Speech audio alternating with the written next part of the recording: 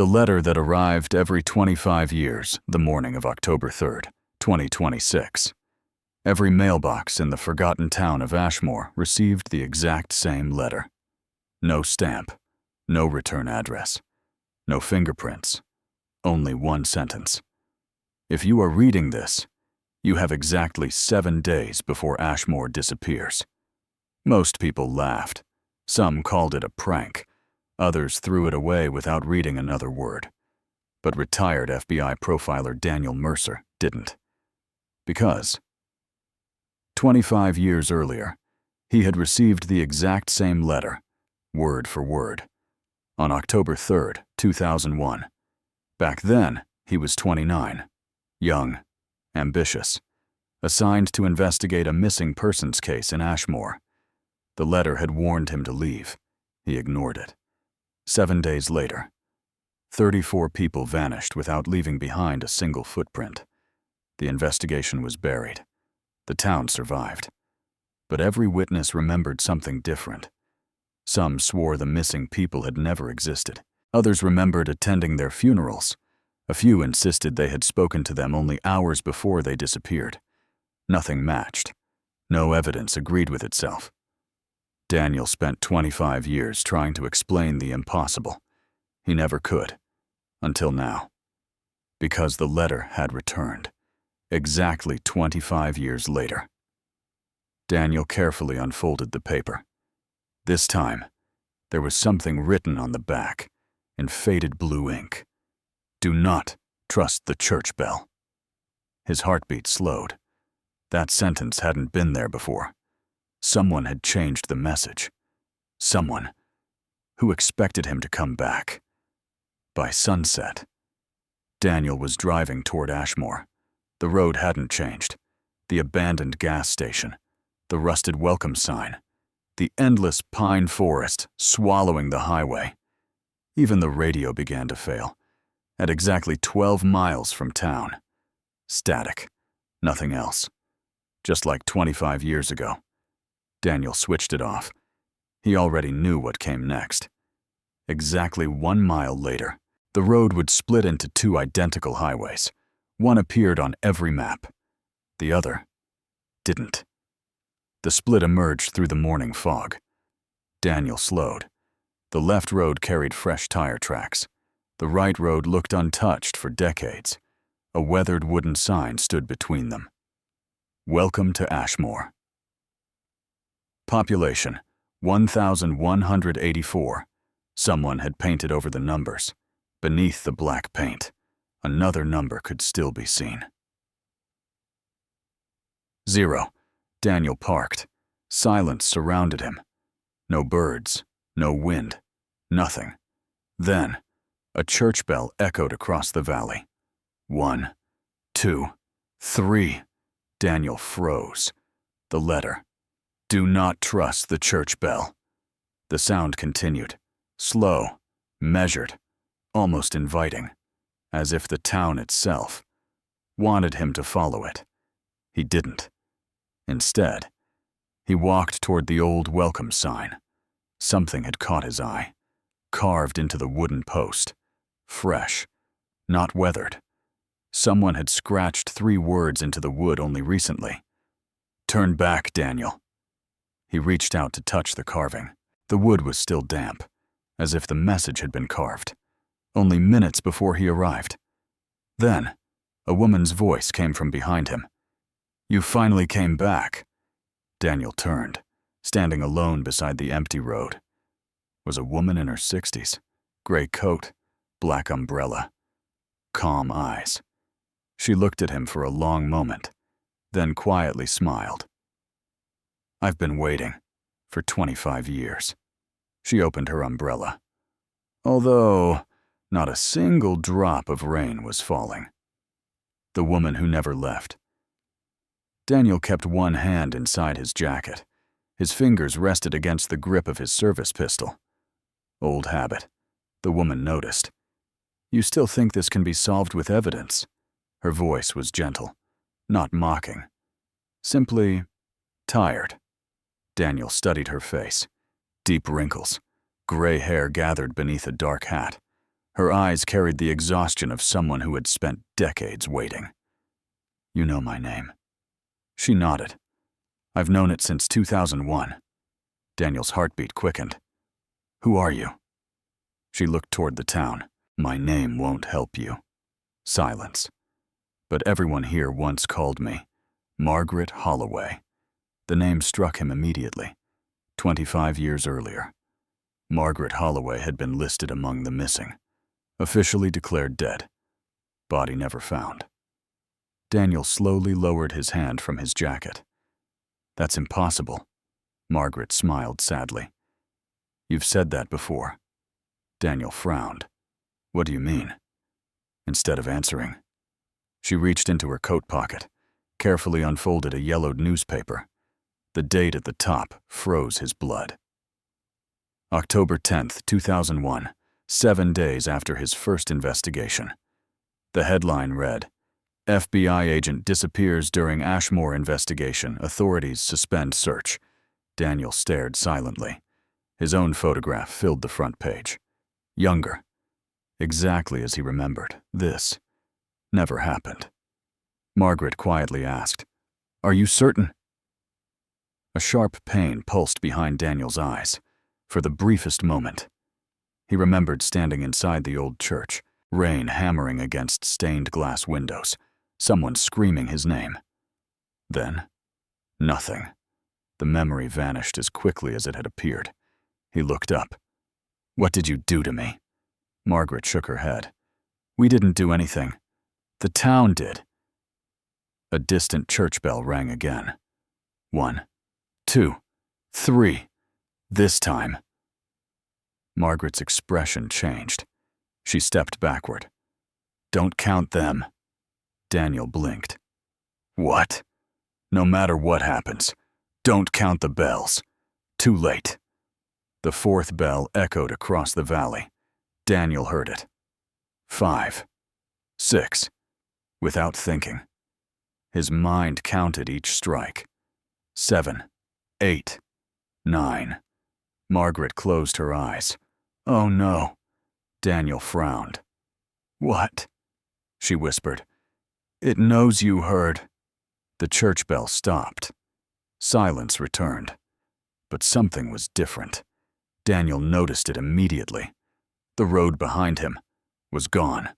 The highway, his truck, the forest.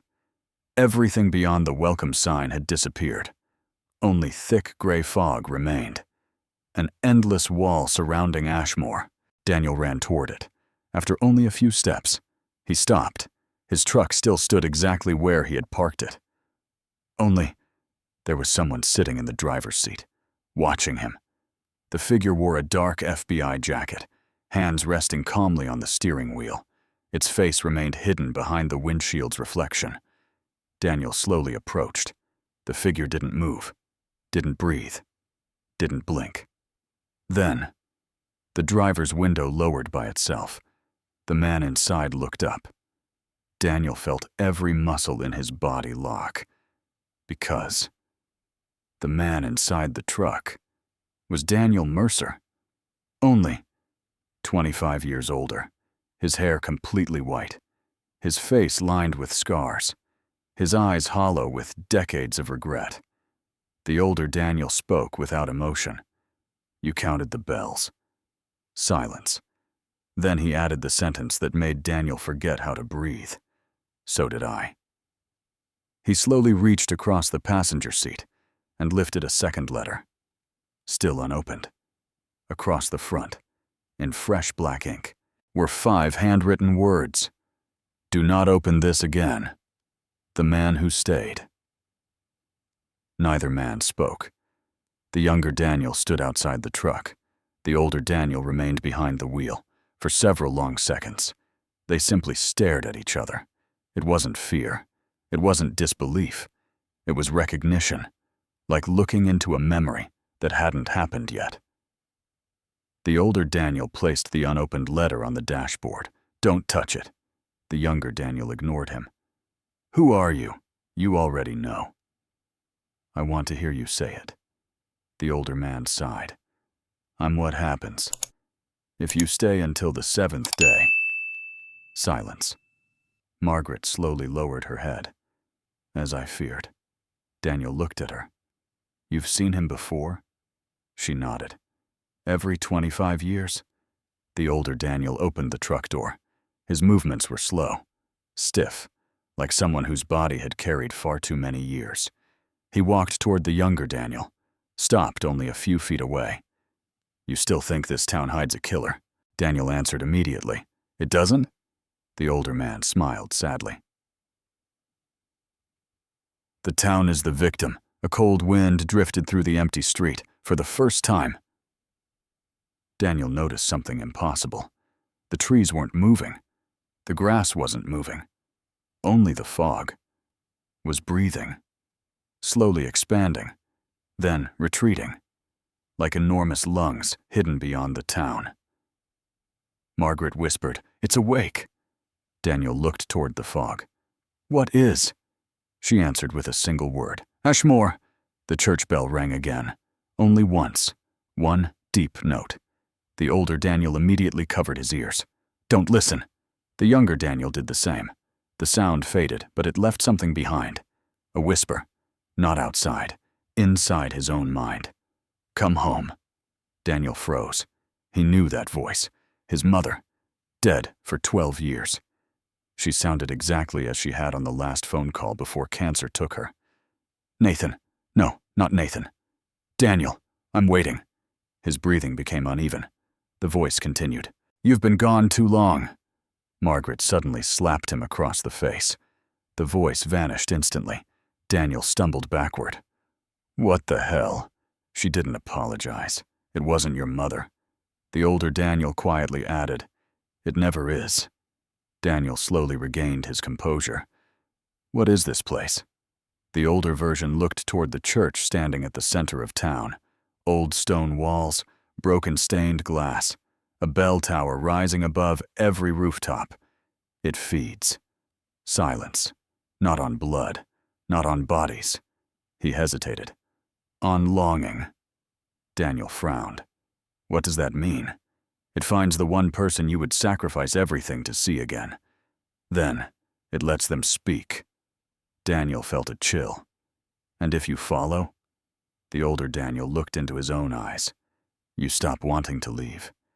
Margaret quietly unfolded another yellowed document from her coat. This one wasn't a newspaper. It was a census record. Ashmoor. Population. October 1951. 1,184. October 1976. 1,184. October 2001. 1,184. October 2026. 1,184. Daniel stared. The population never changes. Margaret nodded. It can't. Why? She slowly pointed toward the town square. Because no one ever truly arrives. No one ever truly leaves. A sudden scream echoed through the fog. Human. Panicked. A young man's voice. Daniel instinctively ran toward it.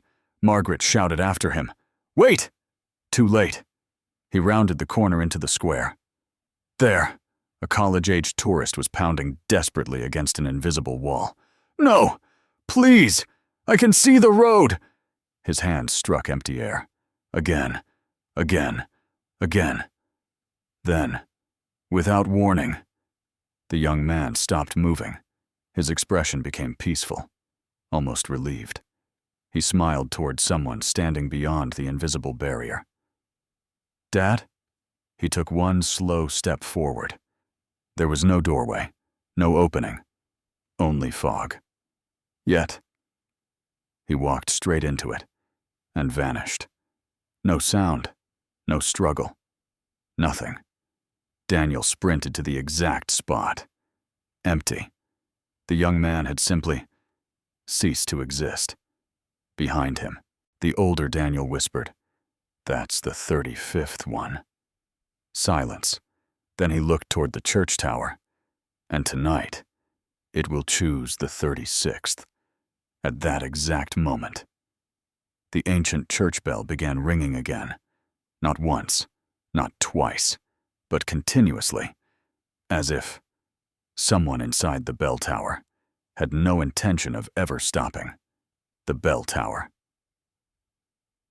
The church bell never stopped. Each strike echoed through Ashmoor with perfect precision, not louder, not faster, simply endless. Daniel covered his ears. It made no difference. The sound wasn't traveling through the air anymore. It was inside his head. Steady, patient, waiting. The older Daniel looked toward the church. "It's calling." Margaret immediately grabbed the younger Daniel's arm. "We have to move." "Where?" "The only place it can't hear us." Daniel frowned. "The church?" Margaret shook her head. "The cemetery." They hurried through deserted streets. Every house looked occupied. Curtains moved. Porch lights flickered. Dinner tables sat fully prepared. Half-finished cups of coffee rested beside open newspapers. Children's bicycles lay in front yards. Life. Frozen halfway through an ordinary day, yet not a single person could be seen. Daniel stopped outside one small white house. Something felt familiar. His breath caught. Number 17. He remembered it. 25 years ago. A little girl had answered this very door. She had smiled, asked if he wanted lemonade. He had written her name in his notebook. Emily Carter, age 8, one of the 34 people who vanished. Daniel slowly stepped onto the porch. The front door stood slightly open. Margaret whispered, "Don't." Too late. Daniel pushed the door. It creaked inward.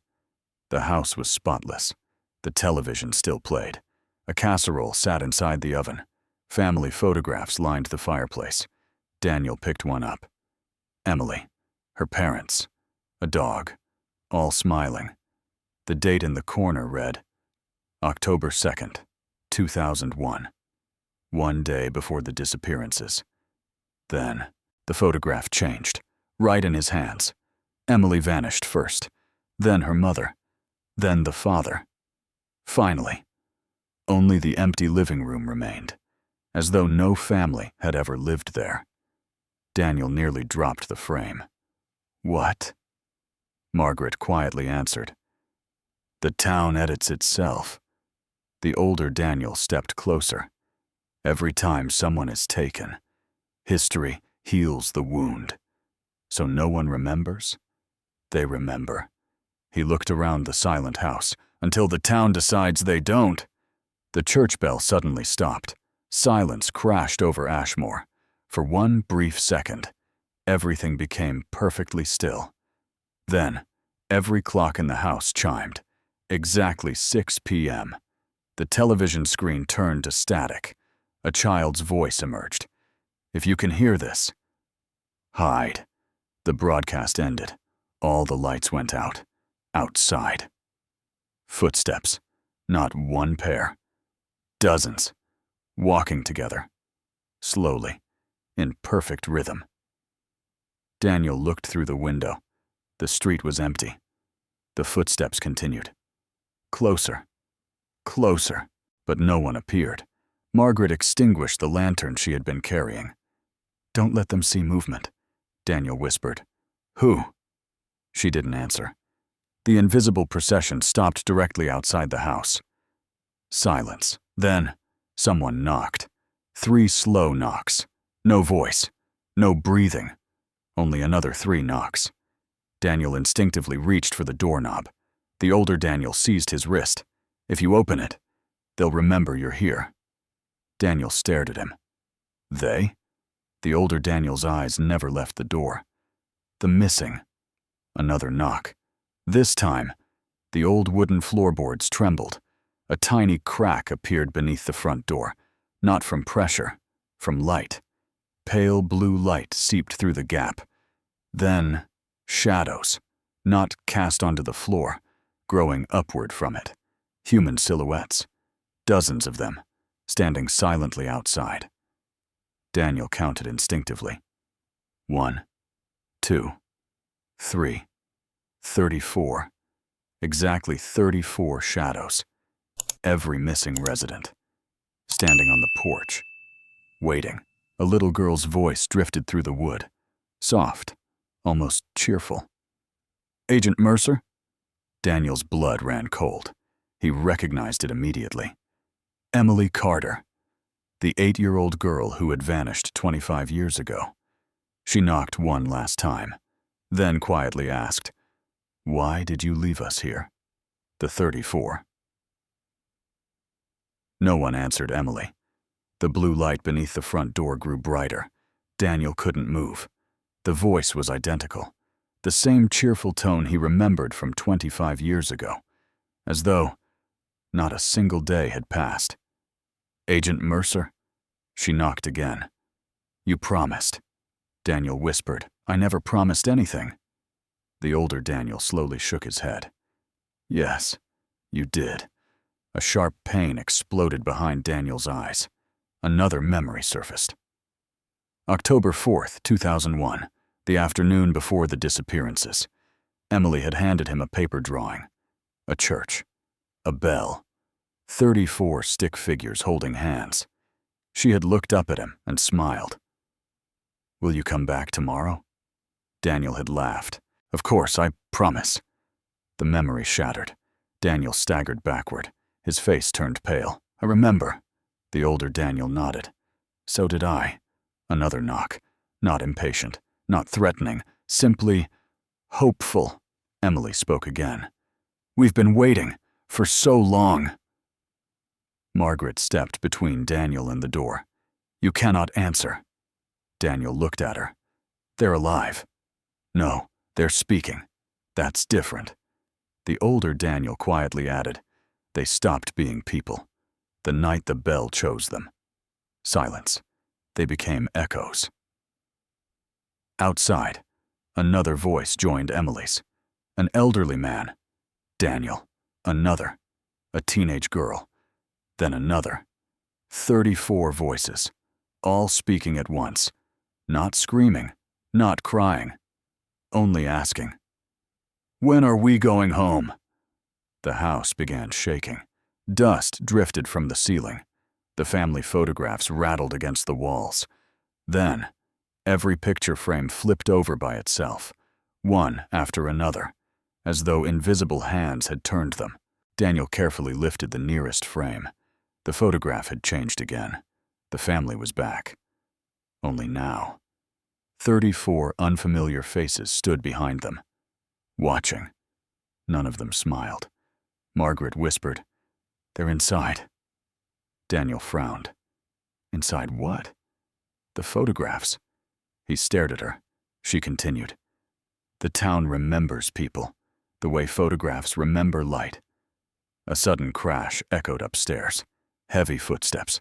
Running. Daniel instinctively looked toward the staircase. Someone was there. A little girl. White dress. Long dark hair. Standing perfectly still. Emily. She smiled.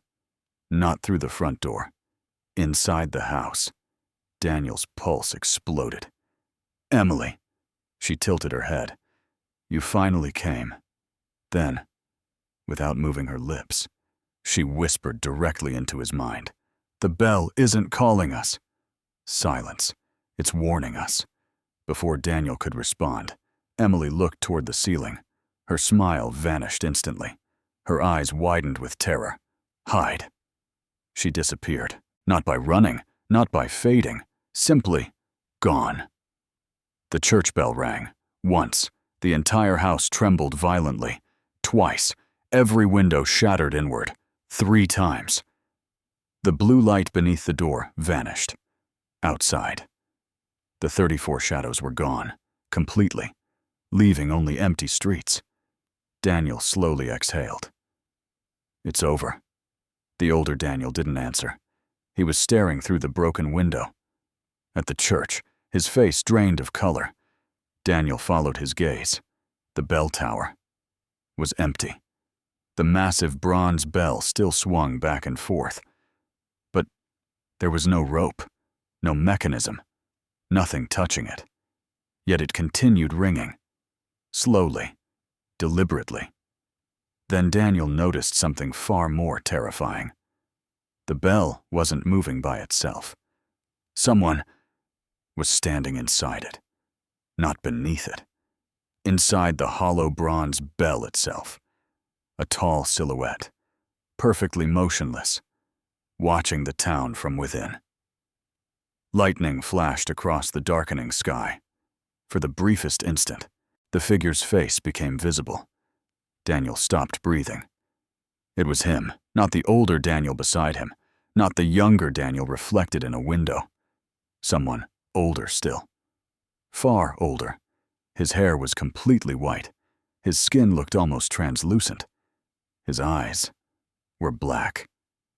The ancient man raised one finger, pointed directly at Daniel, then silently mouthed 4 words.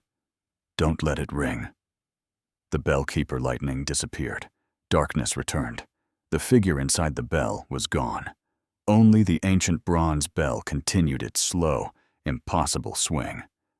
Dong, dong, dong. Daniel couldn't look away. His older self beside him whispered, "We're out of time." Daniel turned sharply. Who was that? The older Daniel answered without hesitation. The bell-keeper. Silence. The first person who ever heard the bell. Margaret slowly sat down. Her hands trembled for the first time. "I prayed you'd never see him." Daniel frowned. "Who is he?" Margaret looked toward the church. No one knows his real name. The oldest records simply called him the last witness. The room fell silent. Outside. The fog had begun moving again, not drifting, walking. Long white streams flowed between the houses like people searching every street. Daniel watched one pass directly through a parked car. The metal rusted instantly. Paint peeled away. Glass cracked. Within seconds, the vehicle looked abandoned for 50 years. The fog continued onward, leaving silence behind. The older Daniel quietly spoke. "It doesn't just erase people. It erases time." Daniel looked back. "So the houses, they're aging." He nodded. "And so are we." Daniel instinctively checked his watch. Only minutes had passed. 6:14 p.m. Yet, the skin on the back of his hand looked different. One new wrinkle. Tiny. Barely noticeable. But it hadn't been there before. Margaret saw it. The bell has started counting. Daniel's pulse quickened. "Counting what?" She answered softly. "How much of your life belongs to Ashmoor?" Suddenly, every mirror inside the house shattered.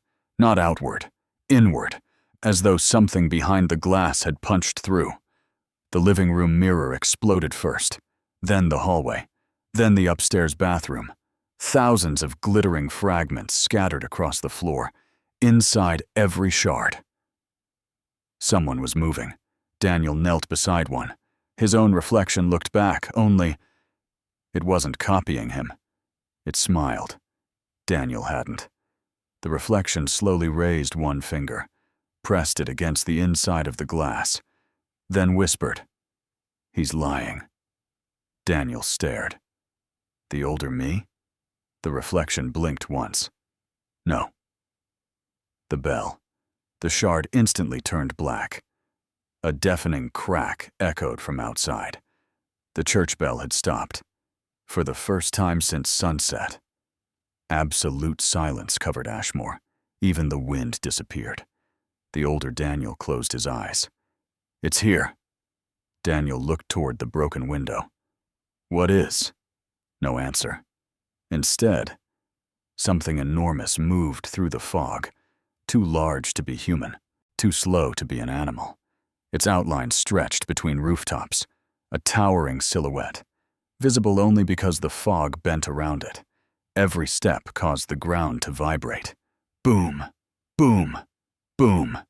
It wasn't walking toward the church, it was walking toward house number 17, toward them. Margaret quietly reached beneath the dining table. She removed an old wooden box, sealed with rusted iron clasps. Daniel frowned. "You've been hiding something. I've been protecting it." She slowly opened the box. Inside lay dozens of handwritten letters, each one yellow with age. Every envelope bore the same address. To Daniel Mercer. Different years. 1951, 1976, 2001, 2026, and one final envelope. Still blank. No year, no handwriting, no seal. Margaret lifted it carefully. Her voice barely rose above a whisper. It hasn't been written yet. Daniel stared. Who writes these? Margaret looked directly into his eyes. You do. Silence.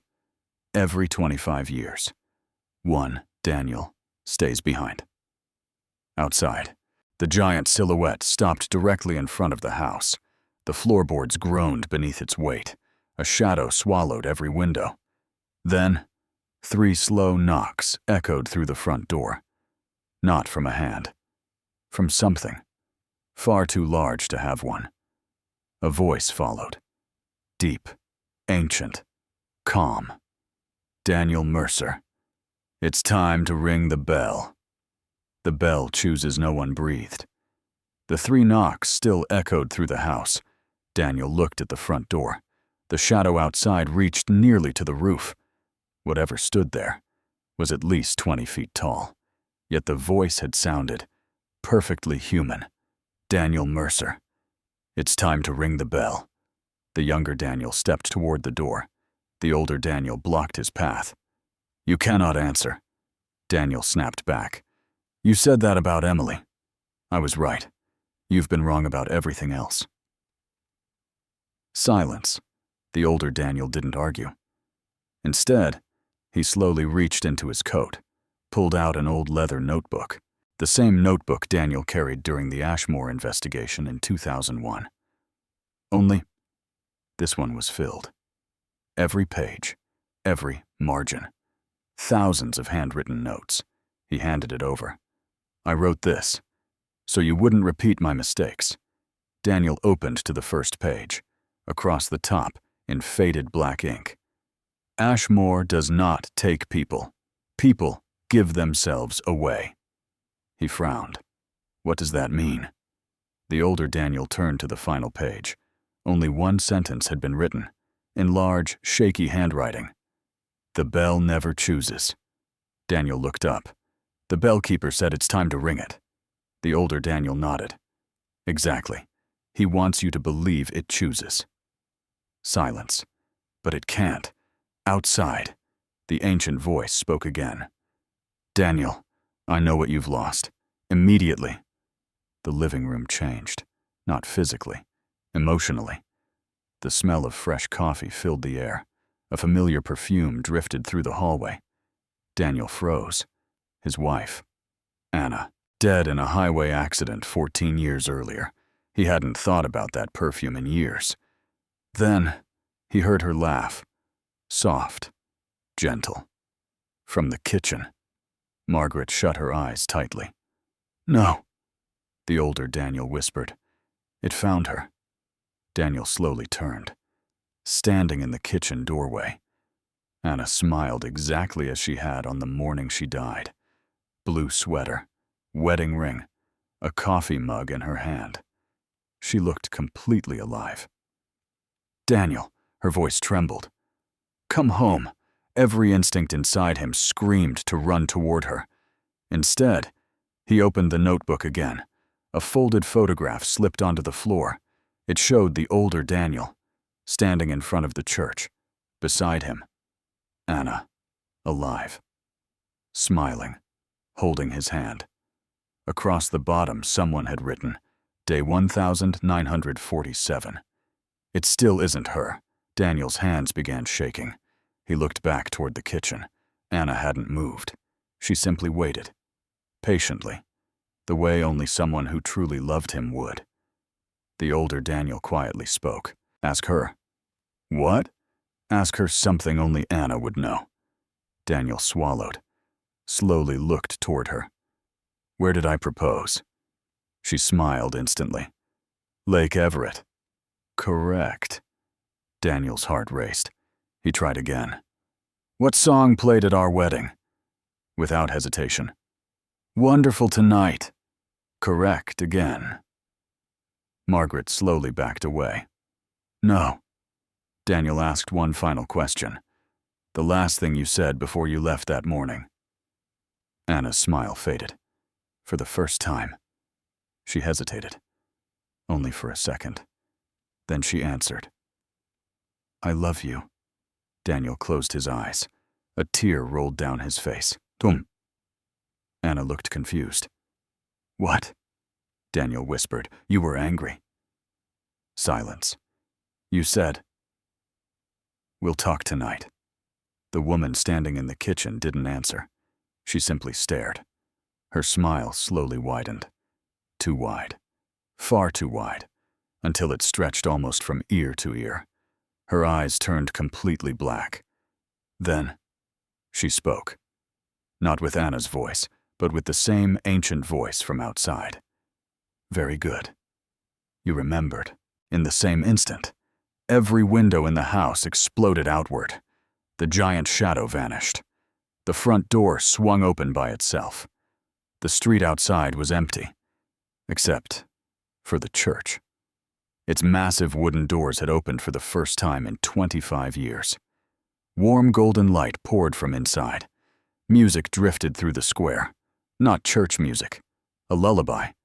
The exact lullaby Anna used to hum every night before falling asleep. Daniel looked toward the open church. The older Daniel whispered in horror. It has never opened before. Margaret slowly crossed herself. The bell keeper has invited you inside. Then, a new sound echoed across Ashmoor. Not the church bell, not footsteps. Children laughing. Dozens of them. Coming. From beneath the church floor and the church beneath the church, the laughter stopped the moment Daniel stepped onto the church steps. Silence. The golden light pouring from the doorway felt warm, almost comforting. It didn't belong in Ashmoor. That frightened him more than the fog ever had. The older Daniel grabbed his arm. Once you cross that doorway, the town starts asking questions. Daniel frowned. What questions? The ones only you can answer. And if I answer wrong? The older Daniel looked away. You become the next bell keeper. Margaret quietly handed Daniel a small silver crucifix. Old, worn smooth by decades of use. It won't protect you. Daniel raised an eyebrow. Then why carry it? It reminds you that faith and truth are not the same thing. Daniel stepped inside. The heavy wooden doors closed behind him without a sound. The church was enormous, far larger than it should have been. Rows upon rows of empty pews disappeared into darkness. Thousands of candles burned. Not one flickered. At the far end, the altar stood untouched. No cross, no Bible. Only an enormous bronze bell hanging where the altar should have been. The same bell from the tower. Impossible. Daniel slowly looked upward. There was no ceiling, only darkness. The bell hung suspended in endless blackness. Then, the children's laughter returned. Much closer. Daniel looked down. The church floor wasn't made of stone. It was glass. Beneath it, 34 children sat in perfect silence, all wearing white clothes, all looking upward, waiting. Emily sat at the center. She smiled when she saw him. This time, she looked frightened. She slowly shook her head. No. Don't come down. Daniel knelt beside the glass. Emily. She pressed her tiny hand against it. Daniel placed his own hand above hers. A sheet of ice spread beneath his fingers.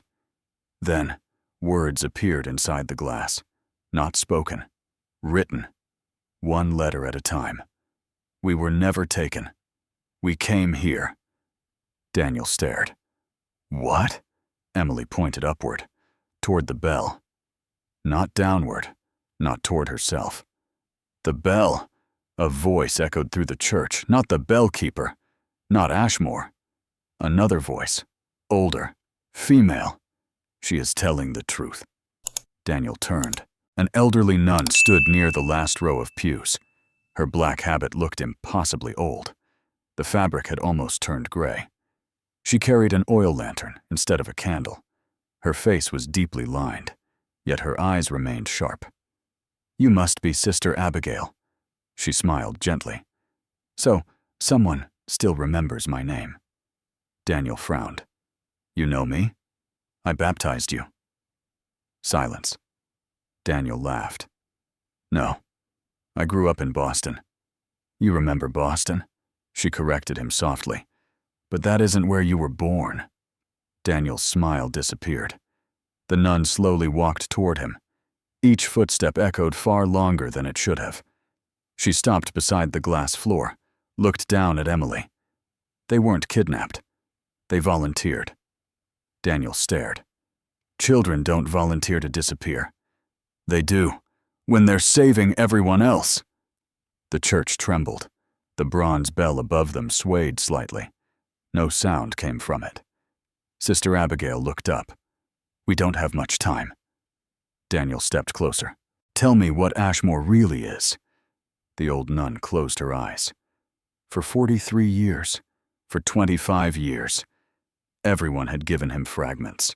She gave him the first complete sentence. Ashmoor was never a town. Silence. It was an experiment. Daniel felt a familiar chill. Not another experiment. Please, not another Blackridge. As though hearing his thoughts, she shook her head. No.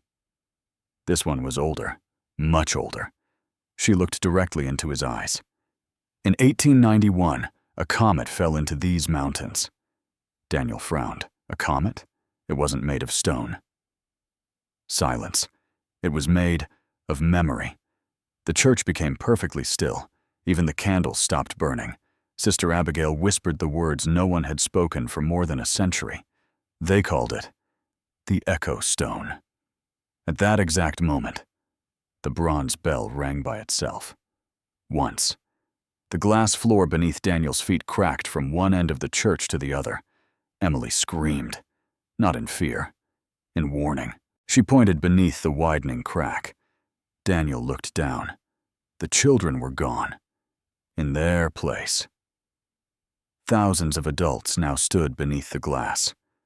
Every missing person from every 25-year cycle. 1891, 1916, 1941, 1966, 1991, 2001. Their eyes slowly opened together. Every one of them looked directly at Daniel. Then, they all spoke in perfect unison. "We have been waiting for the one who remembers the first bell." The first bell, the voices echoed through the church. Not loudly, not violently. Simply, everywhere. "We have been waiting for the one who remembers the first bell." Daniel stood frozen above the fractured glass floor. Thousands of faces stared back at him. Children, parents, soldiers, teachers, farmers, entire generations. Every person Ashmoor had ever erased. Not dead. Waiting. Daniel looked toward Sister Abigail. "What do they mean?" She slowly lowered the lantern. "Because you're the first Daniel who reached this room." The older Daniel's face turned pale. "No." Sister Abigail looked at him with sorrow. "You never crossed the threshold. You turned back." The older Daniel understood.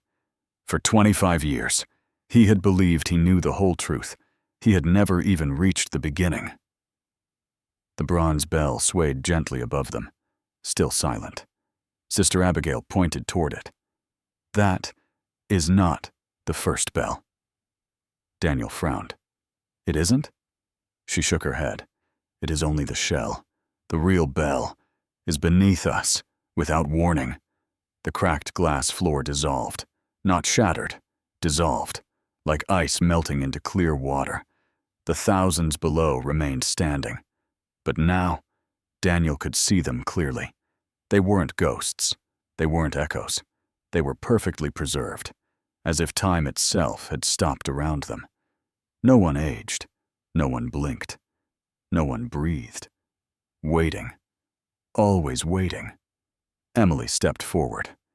She looked exactly 8 years old. She smiled sadly. You came farther than he did. She pointed toward the older Daniel. He was too afraid. The older Daniel lowered his head. I couldn't lose Anna again. Emily nodded. I know.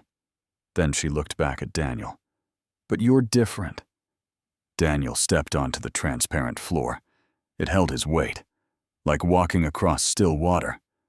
The thousands slowly parted, creating a narrow path, straight toward the center. There rested an enormous black stone, nearly 20 feet across, smooth, perfectly round, covered with strange silver veins. Daniel stopped. It wasn't a bell. It looked alive. Sister Abigail's voice echoed from above. The Echo Stone. Daniel stared. This is what fell from the sky? Yes, in 1891. She continued. It wasn't a meteor. It wasn't metal. It wasn't rock. Silence. It was memory. Daniel frowned. Memory isn't physical. It wasn't. Until it arrived here. The silver veins inside the stone suddenly began glowing, softly, rhythmically, like a heartbeat. Boom, boom, boom. Daniel felt something inside his own chest answer. His heartbeat matched it. Exactly. Then, the stone spoke. Not through sound, through thought. Do you remember me? Daniel grabbed his head. Images exploded across his mind. Not from 2001, not from childhood. Older, much older. Horse-drawn wagons, oil lamps, people wearing 19th century clothing, snow covering Ashmoor, a little wooden church, no bell tower, only a single black stone resting where the altar should be. Villagers stood around it, listening, crying, laughing, each hearing something different. The stone granted everyone one memory they wanted back: a lost child, a dead husband, a forgotten mother, a happier life. No one wanted to leave. Daniel gasped. They stayed willingly. Sister Abigail nodded. At first, the vision changed. The town grew. Pilgrims arrived from every state. Word spread. The stone speaks to the dead. The stone returns memories. The stone heals grief. Thousands came. Hundreds never left. Then, one winter night, the stone rang, not like metal, like thunder. One impossible pulse. Every person who had listened forgot how to leave. Ashmoor became a prison built from longing. Not walls, not locks. Memory itself. The vision ended. Daniel fell to one knee, breathing hard. So, the bell, Sister Abigail finished quietly, was built to contain the stone. The bellkeeper doesn't protect Ashmoor. He protects the world from hearing the first bell again. Silence filled the church.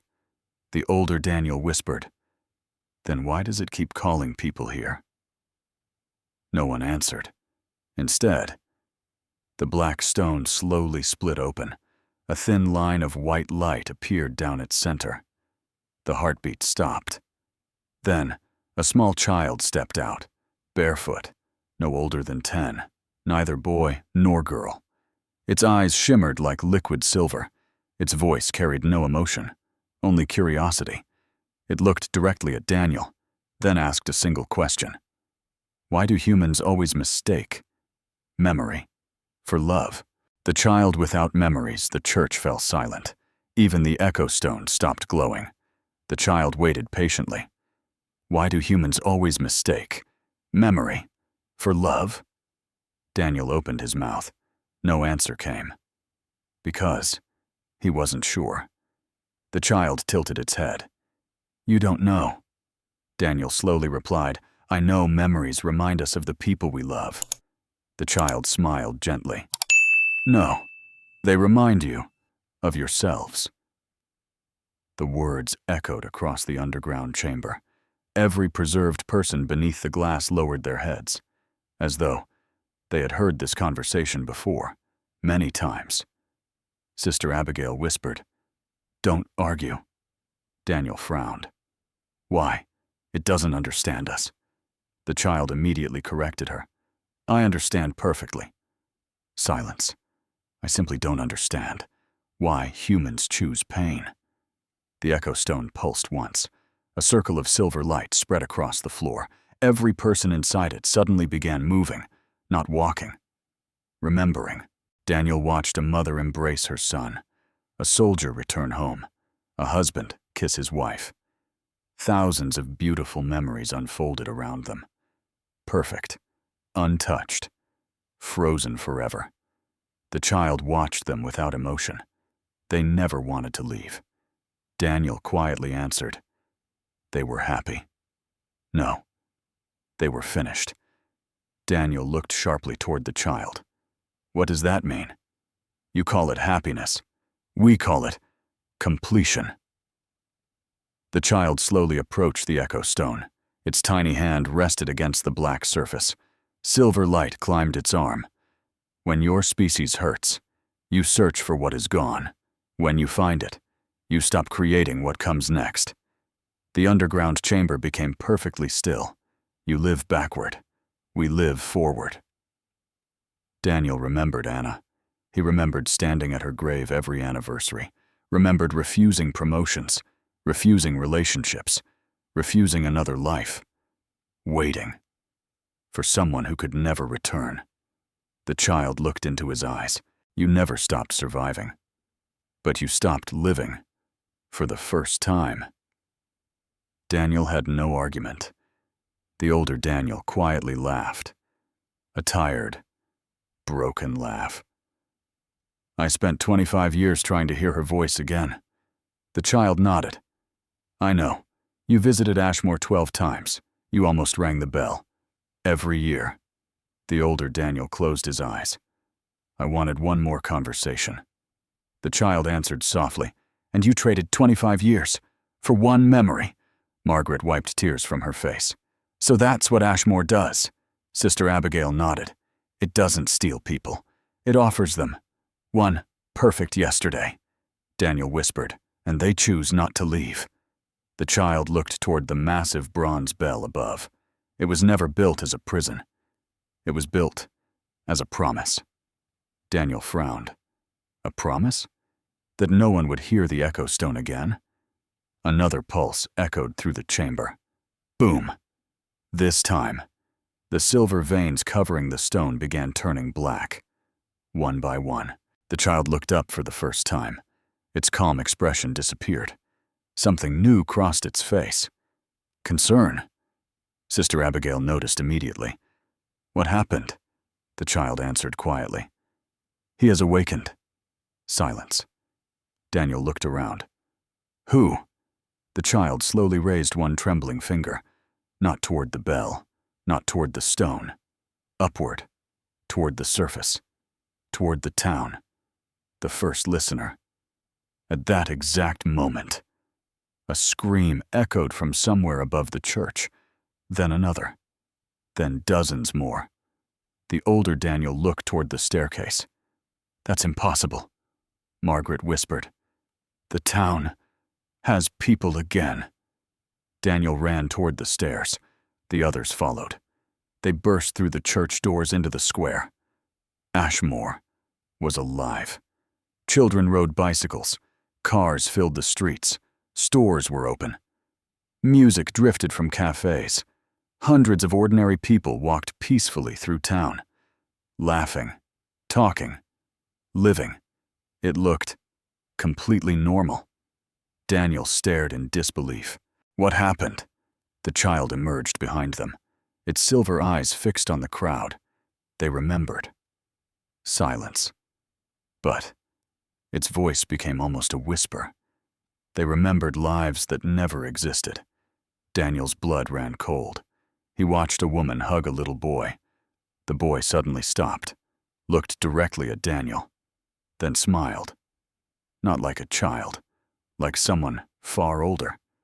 He quietly whispered 5 words. "We finally found you again."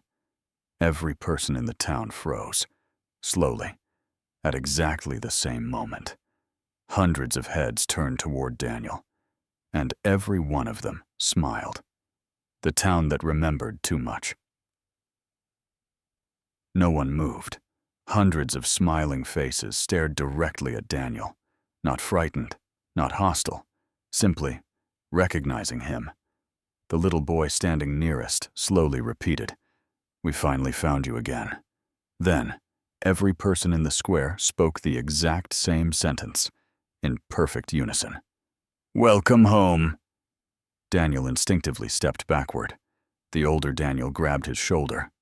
"Don't answer them." "Why? They aren't talking to you." Silence. "They're talking to the memory inside you." The crowd remained perfectly still. A waitress held a tray frozen in midair. A mailman stood beside his truck.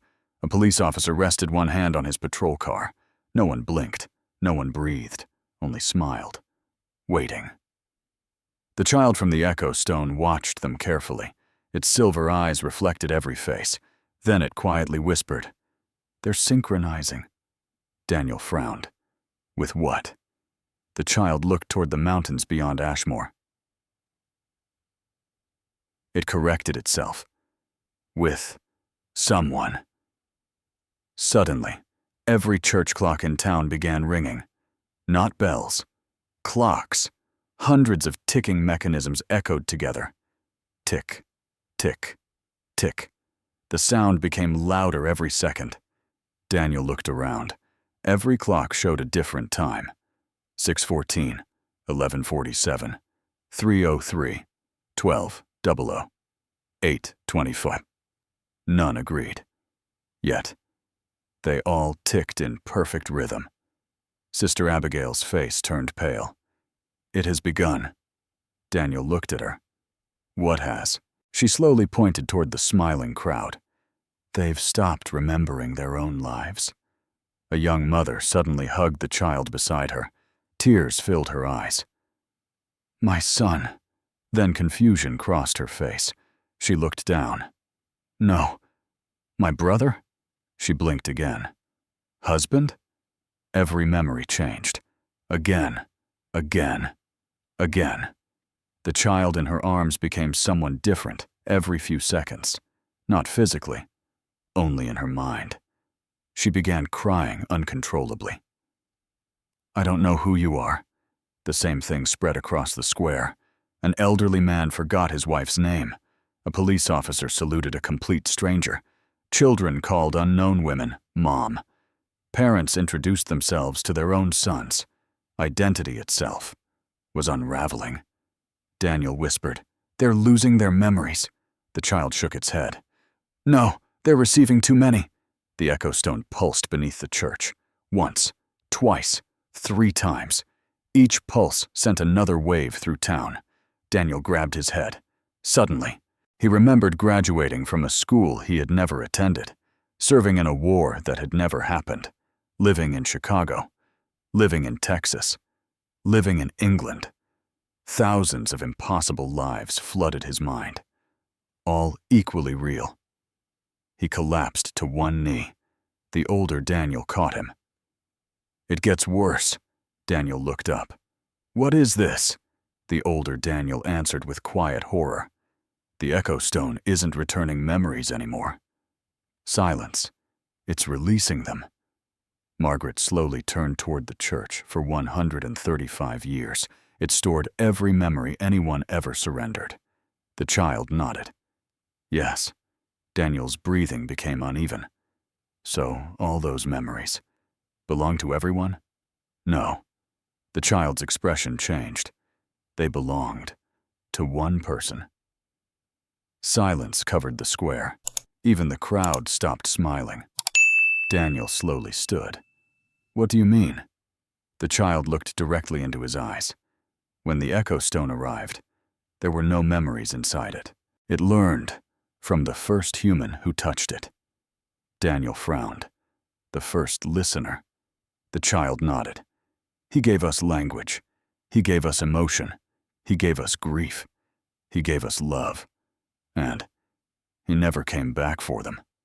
The ground trembled. A deep crack spread through the center of the town square.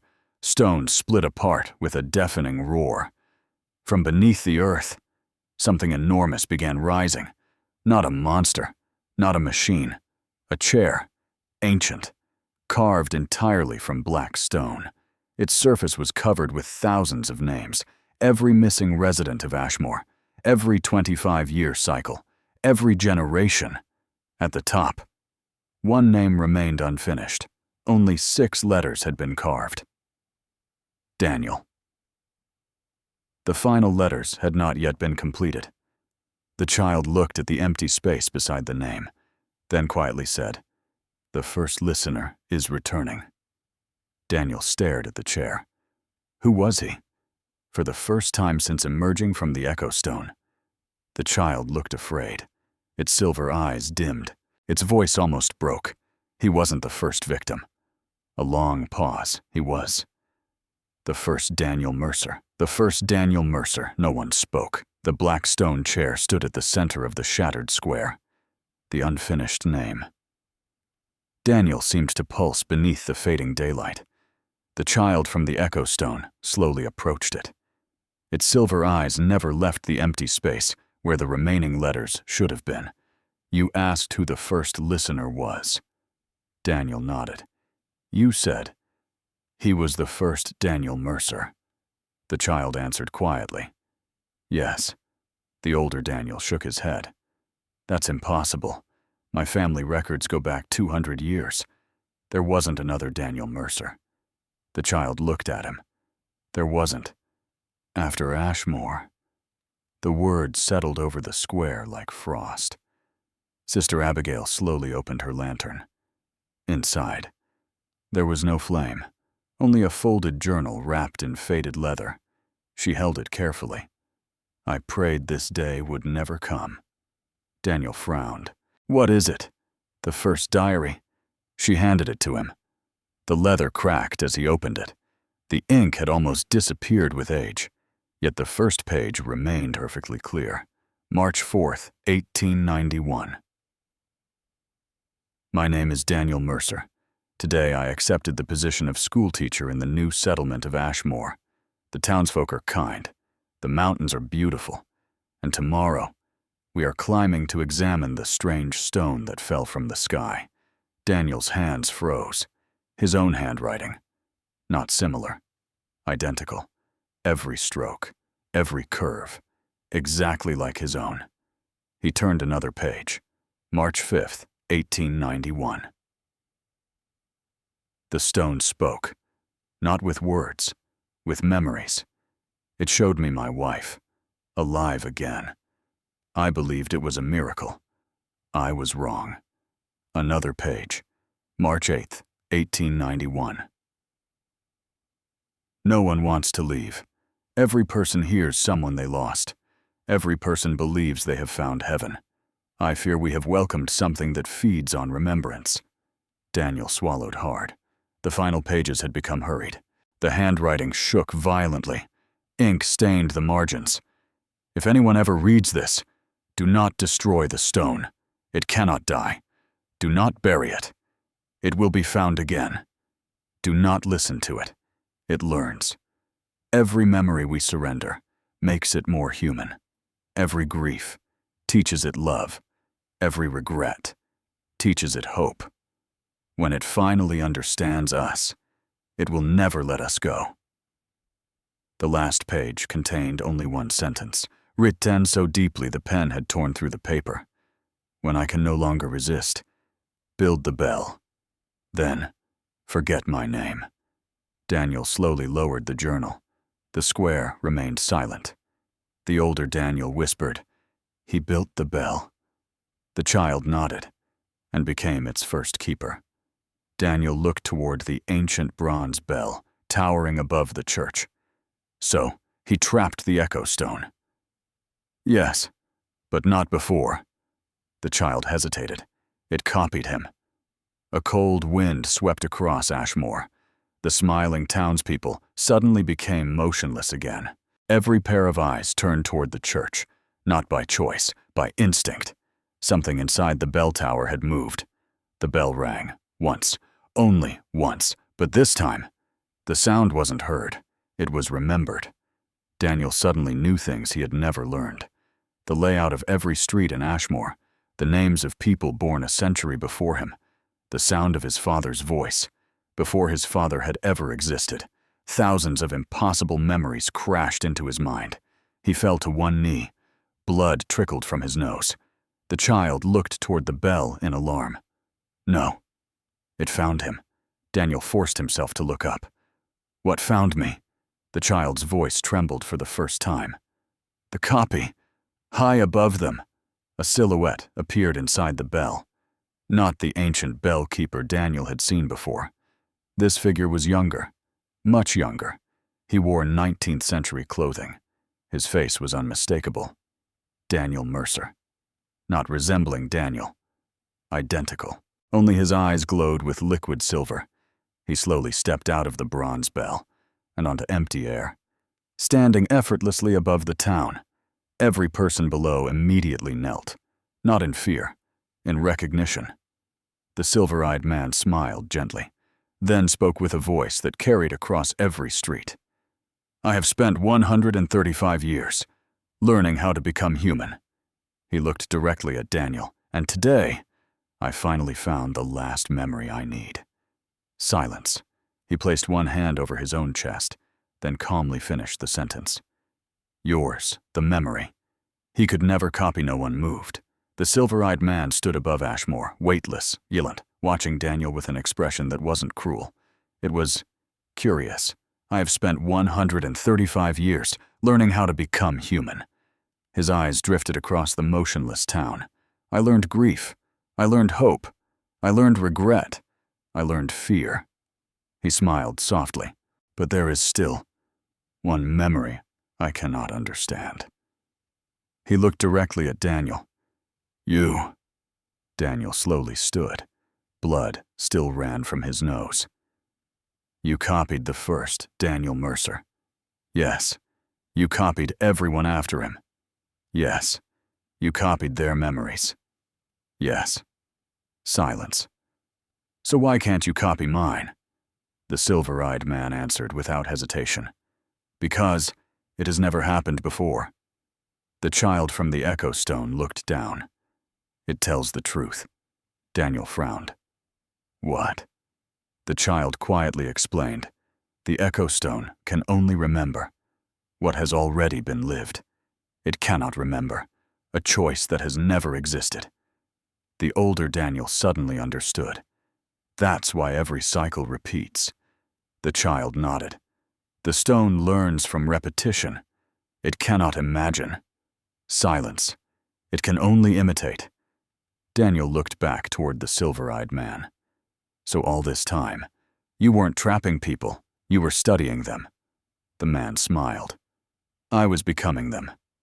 A gentle breeze crossed the square for the first time. The silver-eyed man's smile faded. I know every human memory. I know every language. I know every prayer. I know every I know every goodbye. His voice became almost fragile, but I do not know why humans continue loving after they know they will lose. Daniel didn't answer immediately. Instead, he thought about Anna. He thought about the years after her death, the loneliness, the grief, the birthdays, the empty house, the silence. If he had known she would die, would he have loved her less? No. He whispered. The silver-eyed man waited. Daniel continued. We don't love because people stay. Silence. We love because one day they won't. For the first time in 135 years. The silver-eyed man's expression changed. Not curiosity, not understanding. Pain. Real pain. The echo stone beneath the church pulsed violently. Boom! A crack spread across its surface. The child stumbled backward.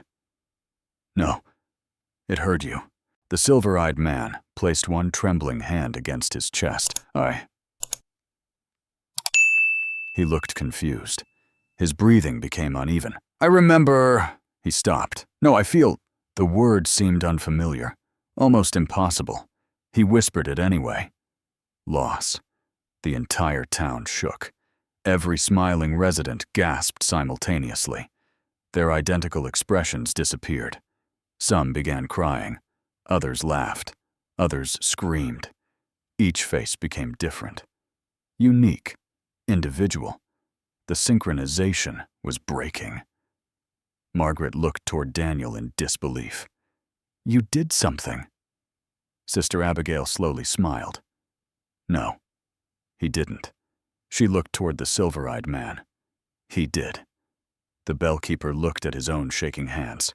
For 135 years, he had borrowed humanity.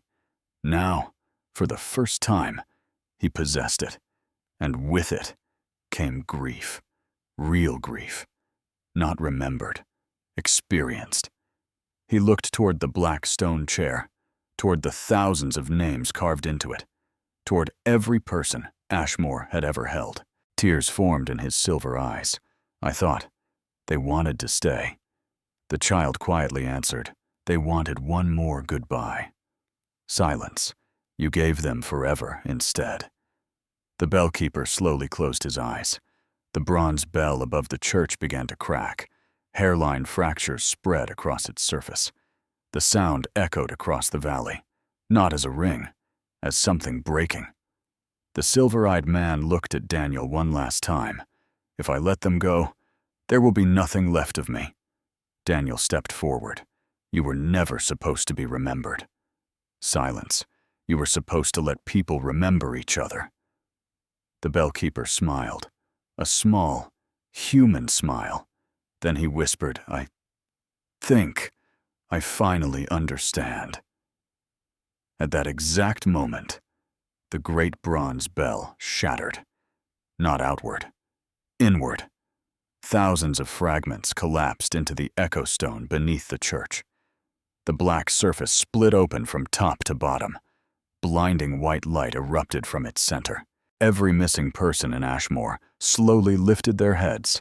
For the first time in 135 years, they began walking toward the light, one by one, smiling.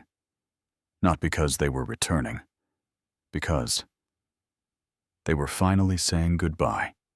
The last goodbye. The white light spread across Ashmoor, not like fire, not like an explosion, like sunrise. Gentle, patient. Every person who stepped into it became younger. Wrinkles disappeared, gray hair darkened, old scars faded. Time itself was returning what it had borrowed. Emily was the first to reach Daniel.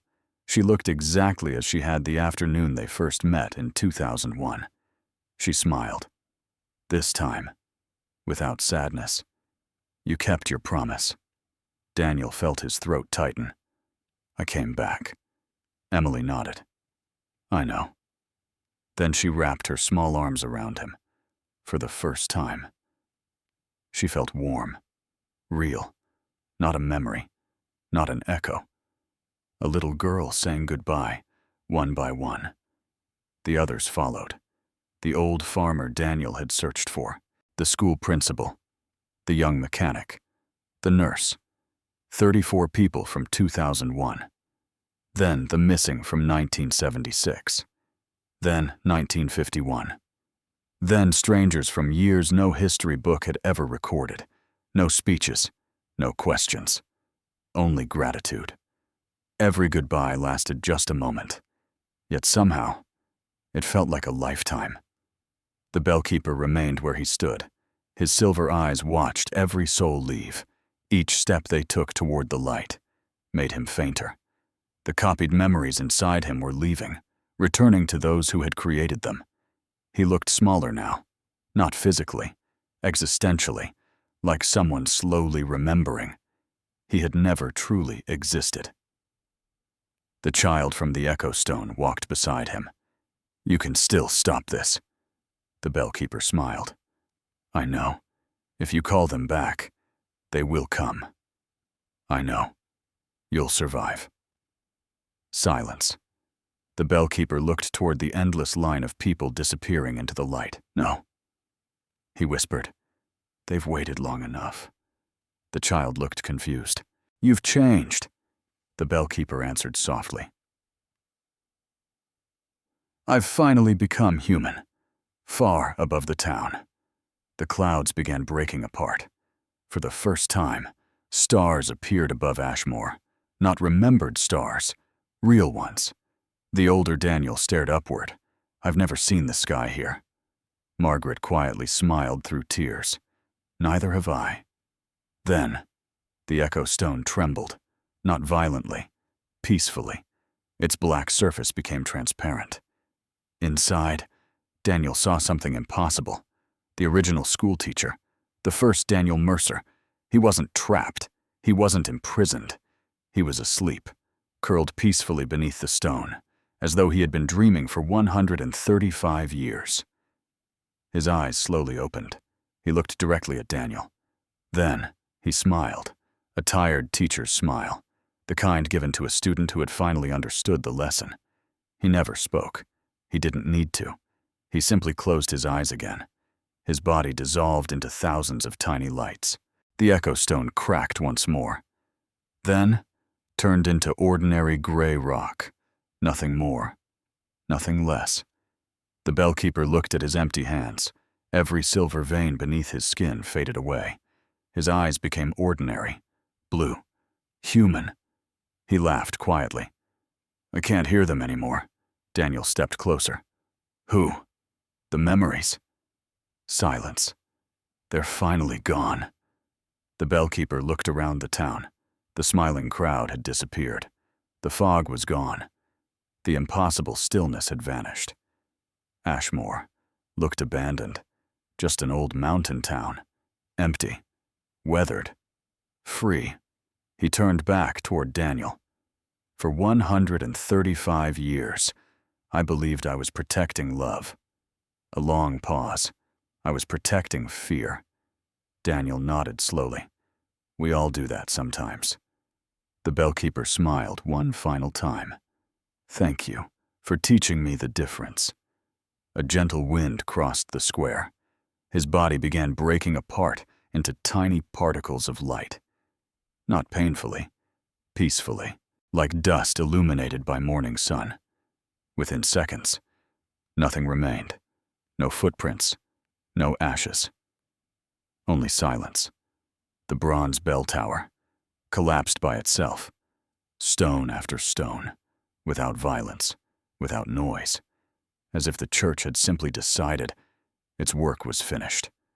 Then, for the first time in 135 years, a single sound echoed through Ashmoor.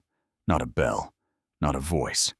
Children laughing, real children, somewhere beyond the mountains, living lives. That had never been interrupted. The world beyond Ashmoor, the silence lasted exactly 3 days. No storms, no strange voices, no church bells, only wind moving through empty streets. Ashmoor had become a normal ghost town. Daniel walked its roads alone. The houses remained. The school remained. Even the old church still stood. Only, its bell tower was gone. Nothing marked the place where it had once reached into the sky. It was as though history itself had quietly erased it. Federal investigators arrived on the 4th day. Black SUVs forensic teams. Surveyors. Engineers. No one found anything unusual. No underground chamber. No echo stone. No impossible glass floor. Only ordinary rock beneath the church. Their final report concluded. Structural collapse caused by age. Daniel signed nothing. He said nothing, because there was nothing left to explain. The older Daniel stood beside him as the last government vehicle disappeared down the mountain road. He looked different now, healthier, The deep lines around his face had softened. Even the gray in his beard seemed lighter. Daniel noticed. Younger? The older Daniel smiled.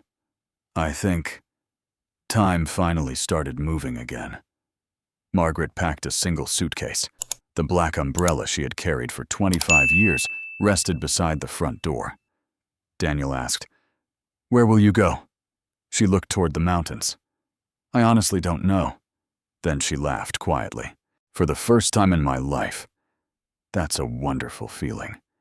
Sister Abigail remained inside the ruined church, lighting one final candle. Daniel approached her. "What happens now?"